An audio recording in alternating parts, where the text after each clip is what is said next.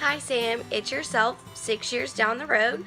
I am 19 and go to the University of Louisville. I'm currently enrolled into an African American communications course, which is why I'm giving you this video.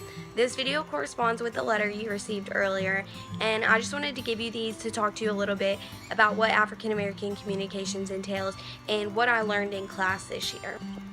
In this class, I learned how to effectively communicate, and I learned about different cultural aspects between blacks and whites and how that affects the different ways that they communicate interculturally and intraculturally.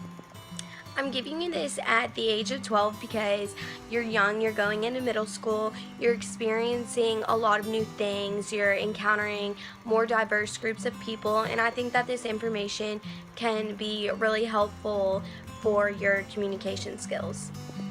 A couple of the communication topics that we talked about in class that I want to discuss with you today are the invisibility syndrome, white privilege, microaggressions, and stereotyping. The first thing I want to talk to you about is microaggressions.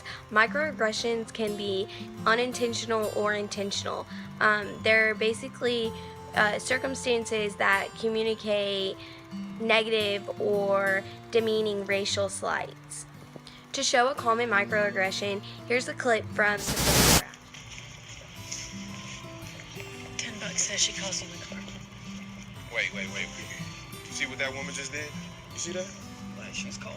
She got colder as soon as she saw us now. This communicates a negative racial insult to these African American kids because she is prejudging them. She is stereotyping that they are criminals or thugs, so she chooses to grab on tighter to her husband for security. The next thing I want to talk to you about is white privilege. White privilege is typically unrecognized, and it's things that benefit whites in everyday life that is not common to other races. You can easily see white privilege through products. When you walk into a store and you're looking for a skin product or a hair product, a white person can easily find something that matches them. But for African Americans, it's a very slim section. For instance, Band-Aids. These are the images that appear when you Google Band-Aids. When you walk into a store, you typically see these light colored Band-Aids that would match a white person's skin color. You don't see any Band-Aid that would match an African American skin color.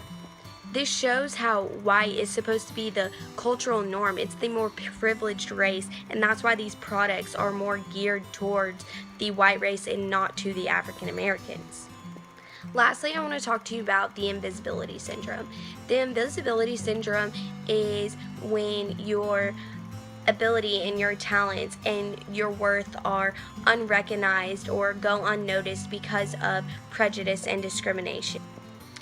Microaggressions and white privilege play into this invisibility syndrome and are factors of it.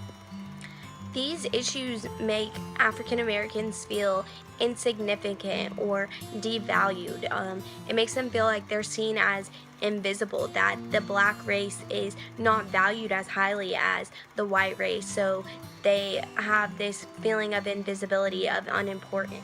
I hope that you can take this knowledge and apply it to your everyday life, that you can recognize when you see these communication issues, and that you can try to appropriately use effective communication skills.